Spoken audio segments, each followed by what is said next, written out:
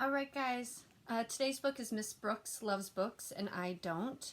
This is kind of a special book for me. Before I got married, my last name was Brooks. So I was Miss Brooks and I was a librarian just like this librarian, and a wonderful parent at Ayers Elementary School gave this book to me. My kids think this is funny because the girl has brown hair and her last name was Brooks, so they always say it's about me, but it's not. I like to think it is, but it's not. This is Miss Brooks Loves Books and I Don't.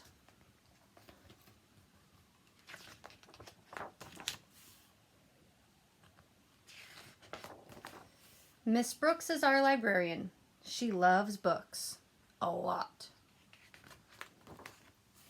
She loves The Runaway Bunny and Barber and Where the Wild Things Are and The Very Hungry Caterpillar. I asked Miss Brooks why she dresses up for reading circle.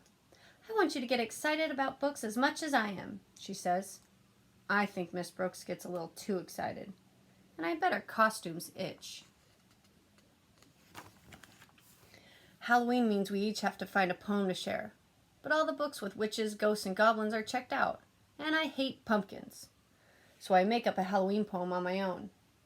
Eek! A freak! The class looks at me funny. Miss Brooks says, well, it's a start. All year long, Miss Brooks reads us books about dragons and pilgrims and presidents, books about love and leprechauns, groundhogs even. It's vexing.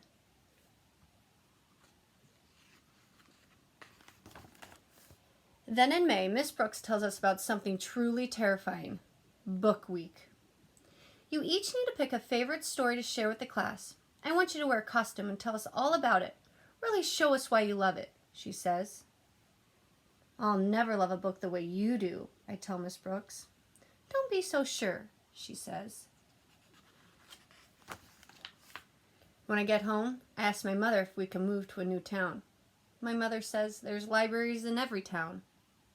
I ask if she wants to do my assignment for me. I've already been in the first grade, says my mother. Every single day of Book Week, kids share stories about trains and ferries and cowboys and dogs. The Flower Fairy flew out.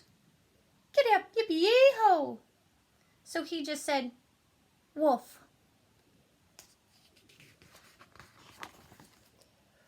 When Miss Brooks asks what I think, I say, too flowery, too furry, too clickety, too yippity. So Miss Brooks fills my bag with more books for me to read with my mom. But I don't like any of them. They're too kissy, too pink, and too silly, I tell my mother. You're as stubborn as a wart, she says. Warts? I want to read a story with warts, I shout. Warts! My mother finds a book called Shrek. Shrek has hair on his nose and he snorts. I love that. Can you read it again? I ask. I love this book. I have to practice the words over and over, but my mother helps. Then we make an ogre costume. I make stick-on warts for the whole class. When I get to school the next day, I ask Miss Brooks to lend me a hand. When I say the word snort, the whole class snorts. I explain why a stubborn, smelly, snorty ogre searching for a revolting bride makes me laugh.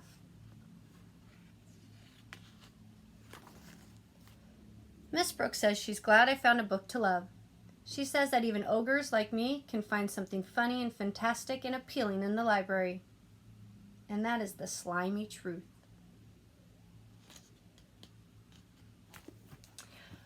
I don't know if you guys knew that Shrek was actually a book before it was a movie. We love the movie here too. I'm sure you guys do too, but maybe check it out if you can. Alright guys, stay healthy.